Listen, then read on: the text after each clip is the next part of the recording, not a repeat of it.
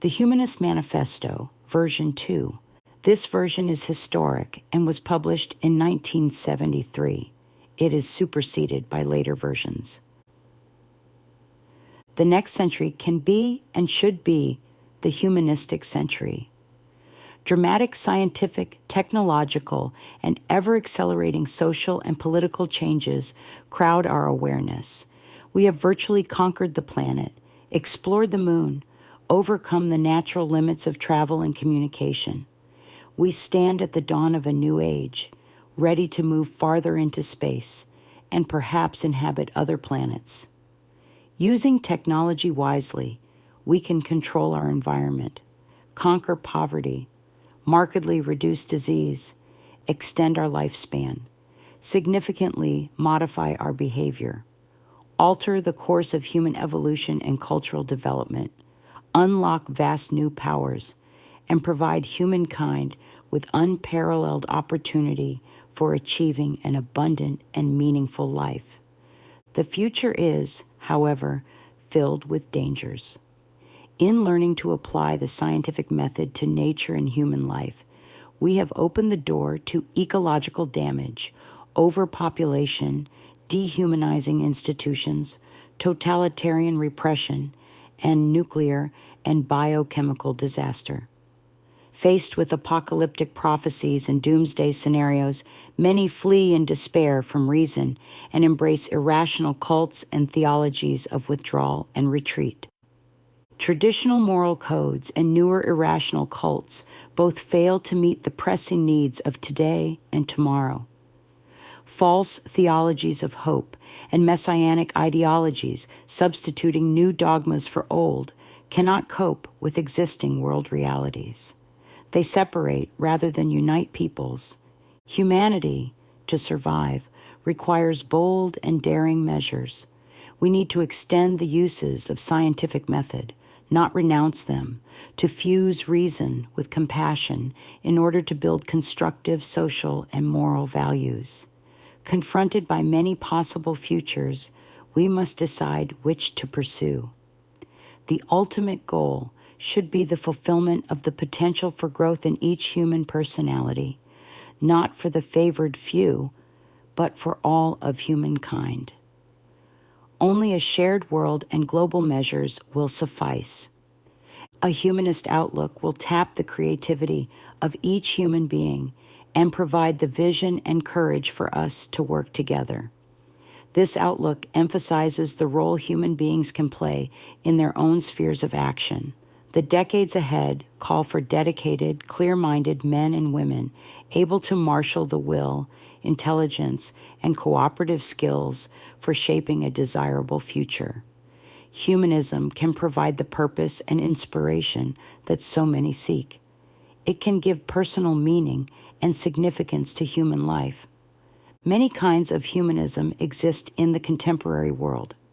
The varieties and emphases of naturalistic humanism include scientific, ethical, democratic, religious, and Marxist humanism, free thought, atheism, agnosticism, skepticism, deism, rationalism, ethical culture, and liberal religion all claim to be heir to the humanist tradition. Humanism traces its roots from ancient China, classical Greece, and Rome, through the Renaissance and the Enlightenment, to the scientific revolution of the modern world. But views that merely reject theism are not equivalent to humanism.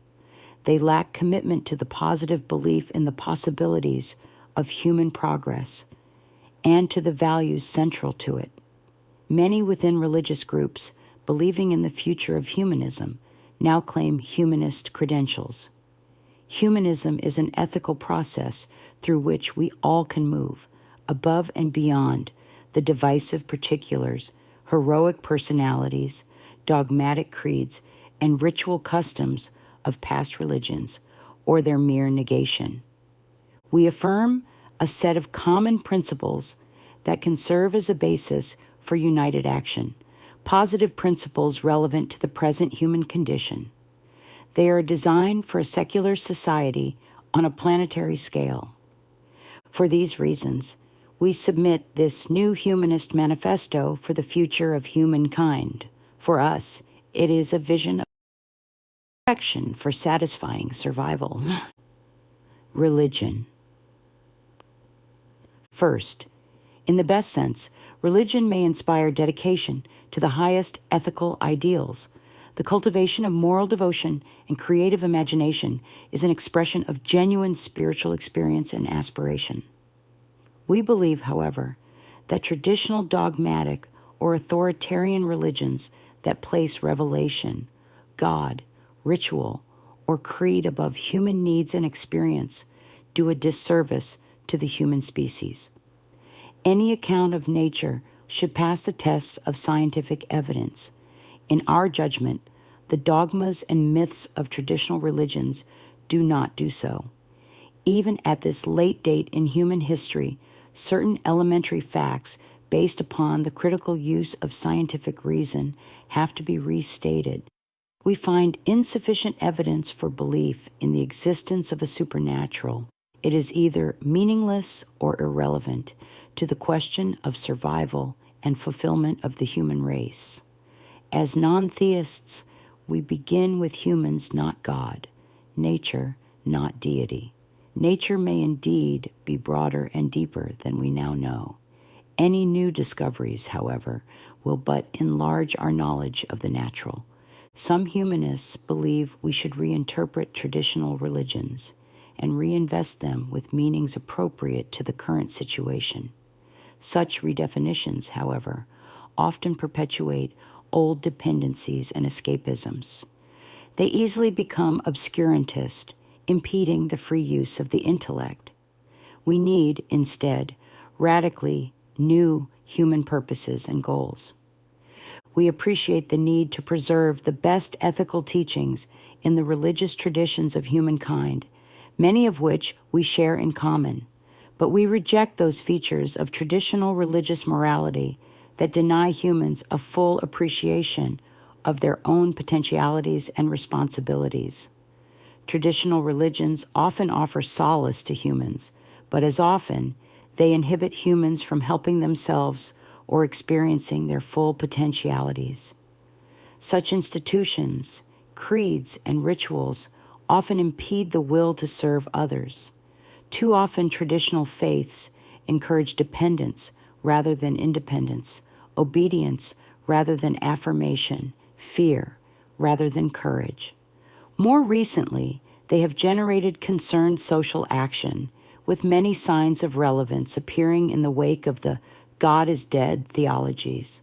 But we can discover no divine purpose or providence for the human species. While there is much that we do not know, humans are responsible for what we are or will become. No deity will save us. We must save ourselves. Second, promises of immortal salvation or fear of eternal damnation are both illusory and harmful. They distract humans from present concerns, from self-actualization, and from rectifying social injustices. Modern science discredits such historic concepts as the ghost in the machine and the separable soul. Rather, science affirms that the human species is an emergence from natural evolutionary forces. As far as we know, the total personality is a function of the biological organism transacting in a social and cultural context. There is no credible evidence that life survives the death of the body. We continue to exist in our progeny and in the way that our lives have influenced others in our culture. Traditional religions are surely not the only obstacles to human progress. Other ideologies also impede human advance. Some forms of political doctrine, for instance, function religiously, reflecting the worst features of orthodoxy and authoritarianism, especially when they sacrifice individuals on the altar of utopian promises. Purely economic and political viewpoints, whether capitalist or communist, often function as religious and ideological dogma. Although humans undoubtedly need economic and political goals, they also need creative values by which to live. ethics. Third, we affirm that moral values derive their source from human experience.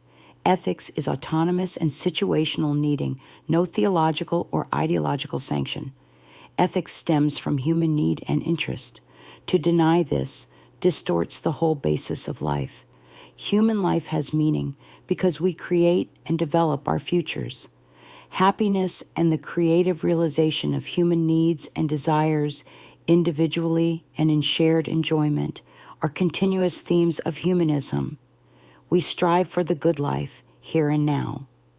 The goal is to pursue life's enrichment despite debasing forces of vulgarization, commercialization, and dehumanization. Fourth, reason and intelligence are the most effective instruments that humankind possesses. There is no substitute. Neither faith nor passion suffices in itself. The controlled use of scientific methods, which have transformed the natural and social sciences since the Renaissance, must be extended further in the solution of human problems. But reason must be tempered by humility, since no group has a monopoly of wisdom or virtue. Nor is there any guarantee that all problems can be solved or all questions answered. Yet critical intelligence, infused by a sense of human caring, is the best method that humanity has for resolving problems. Reason should be balanced with compassion and empathy, and the whole person fulfilled. Thus, we are not advocating the use of scientific intelligence independent of or in opposition to emotion, for we believe in the cultivation of feeling and love. As science pushes back the boundary of the known, humankind's sense of wonder is continually renewed, and art, poetry, and music find their places, along with religion and ethics. The individual. Fifth, the preciousness and dignity of the individual person is a central humanist value. Individuals should be encouraged to realize their own creative talents and desires. We reject all religious, ideological, or moral codes that denigrate the individual, suppress freedom, dull intellect, dehumanize personality. We believe in maximum individual autonomy consonant with social responsibility.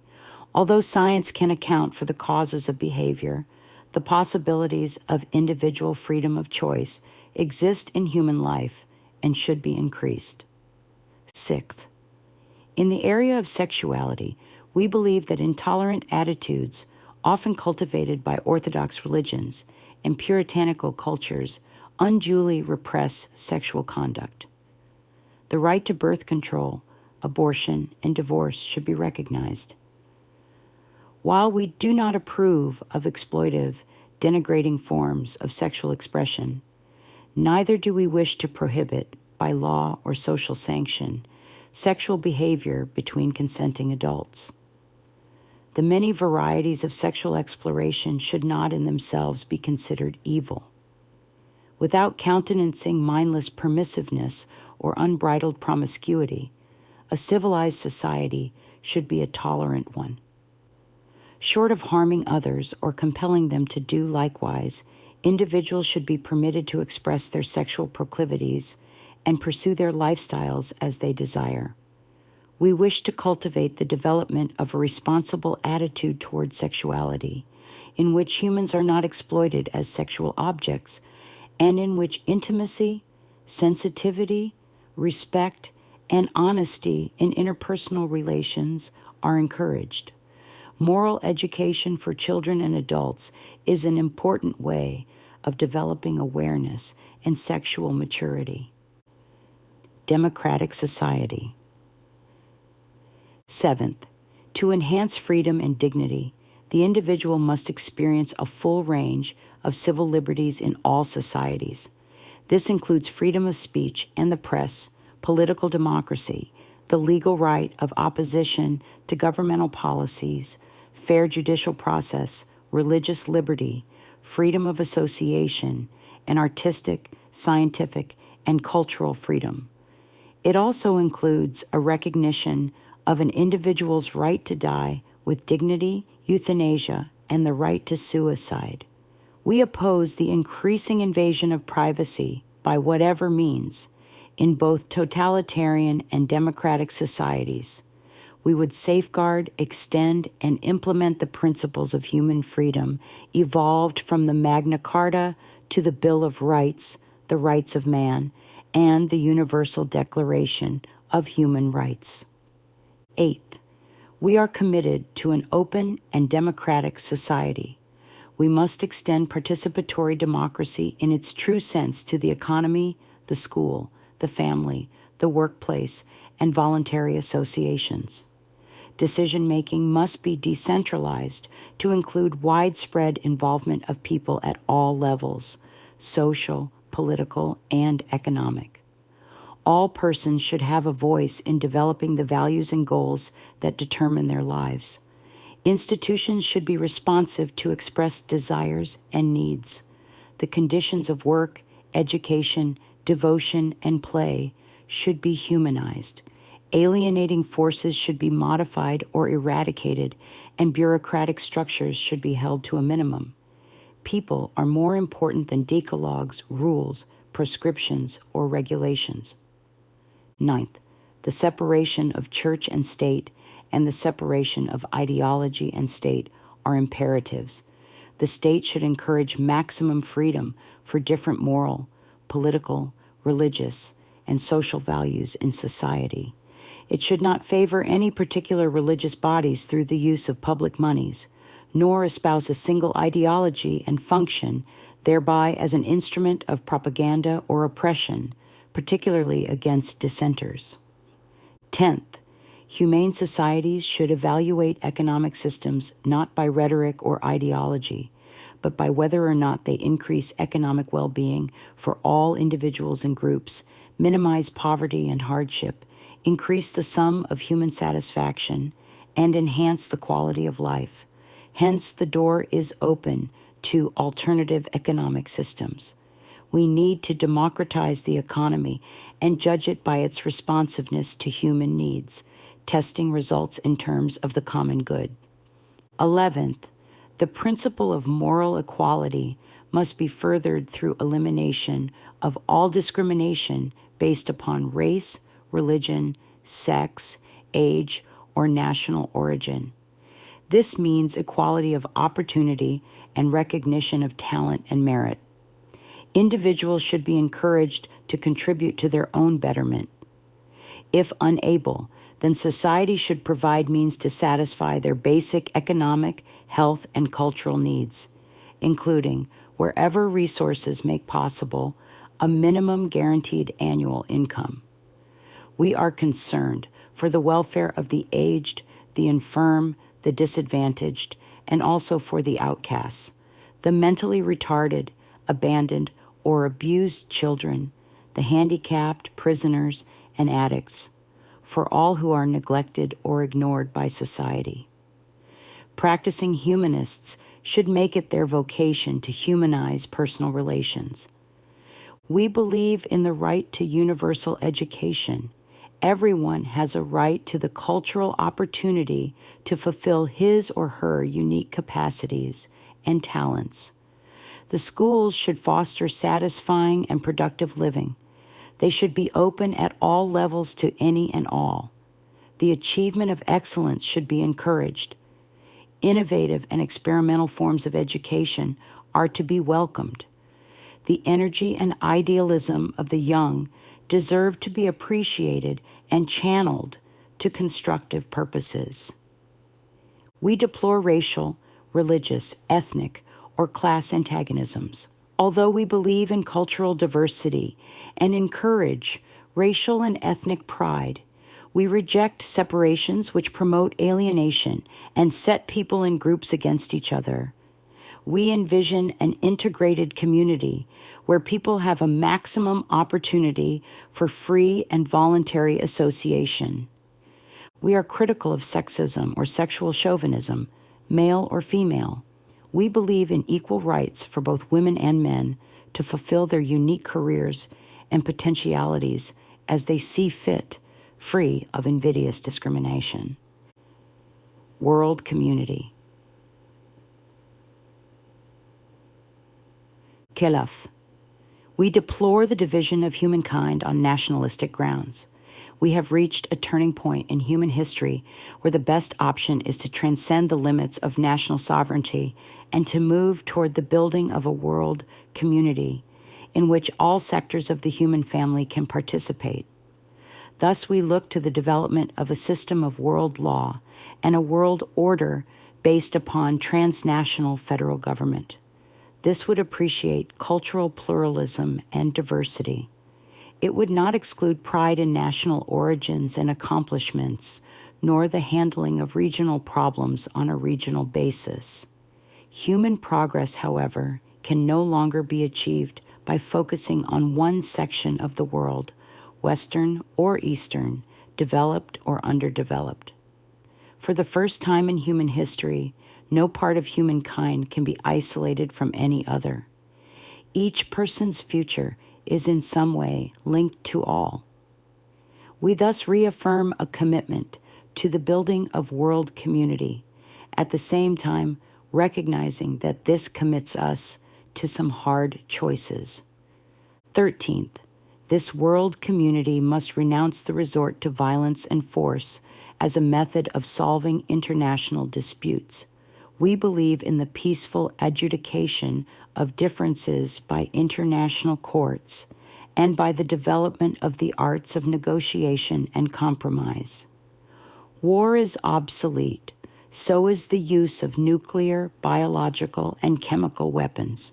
It is a planetary imperative to reduce the level of military expenditures and turn these savings to peaceful and people-oriented uses. 14. The world community must engage in cooperative planning concerning the use of rapidly depleting resources. The planet Earth must be considered a single ecosystem. Ecological damage, resource depletion, and excessive population growth must be checked by international concord. The cultivation and conservation of nature is a moral value. We should perceive ourselves as integral to the sources of our being in nature. We must free our world from needless pollution and waste, responsibly guarding and creating wealth, both natural and human. Exploitation of natural resources, uncurbed by social conscience, must end. 15.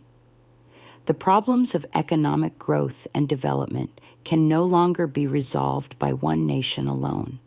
They are worldwide in scope. It is the moral obligation of the developed nations to provide, through an international authority that safeguards human rights, massive technical, agricultural, medical, and economic assistance, including birth control techniques, to the developing portions of the globe. World poverty must cease. Hence, extreme disproportions in wealth, income, and economic growth should be reduced on a worldwide basis. 16th, technology is a vital key to human progress and development. We deplore any neo-romantic efforts to condemn indiscriminately all technology and science, or to counsel retreat from its further extension and use for the good of humankind.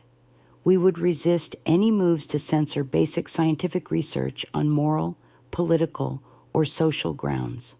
Technology must, however, be carefully judged by the consequences of its use. Harmful and destructive changes should be avoided. We are particularly disturbed when technology and bureaucracy control, manipulate, or modify human beings without their consent. Technological feasibility does not imply social or cultural desirability. 17th, we must expand communication and transportation across frontiers. Travel restrictions must cease. The world must be open to diverse political, ideological, and moral viewpoints and evolve a worldwide system of television and radio for information and education. We thus call for full international cooperation in culture, science, the arts, and technology across ideological borders. We must learn to live openly together, or we shall perish together. Humanity as a whole. In closing, the world cannot wait for a reconciliation of competing political or economic systems to solve its problems. These are the times for men and women of goodwill to further the building of a peaceful and prosperous world. We urge that parochial loyalties and inflexible moral and religious ideologies be transcended. We urge recognition of the common humanity of all people. We further urge the use of reason and compassion to produce the kind of world we want, a world in which peace, prosperity, freedom, and happiness are widely shared. Let us not abandon that vision in despair or cowardice. We are responsible for what we are or will be. Let us work together for a humane world by means commensurate with humane ends. Destructive ideological differences among communism, capitalism, socialism, conservatism, liberalism, and radicalism should be overcome. Let us call for an end to terror and hatred. We will survive and prosper only in a world of shared humane values. We can initiate new directions for humankind. Ancient rivalries can be superseded by broad-based cooperative efforts. The commitment to tolerance, understanding, and peaceful negotiation does not necessitate acquiescence to the status quo, nor the damming up of dynamic and revolutionary forces. The true revolution is occurring and can continue in countless nonviolent adjustments, but this entails the willingness to step forward onto new and expanding plateaus. At the present juncture of history, commitment to all humankind is the highest commitment of which we are capable. It transcends the narrow allegiances of church, state, party, class, or race in moving toward a wider vision of human potentiality. What more daring a goal for humankind than for each person to become, in ideal as well as practice, a citizen of a world community? It is a classical vision. We can now give it new vitality. Humanism, thus interpreted, is a moral force that has time on its side. We believe that humankind has the potential, intelligence, goodwill, and cooperative skill to implement this commitment in the decades ahead.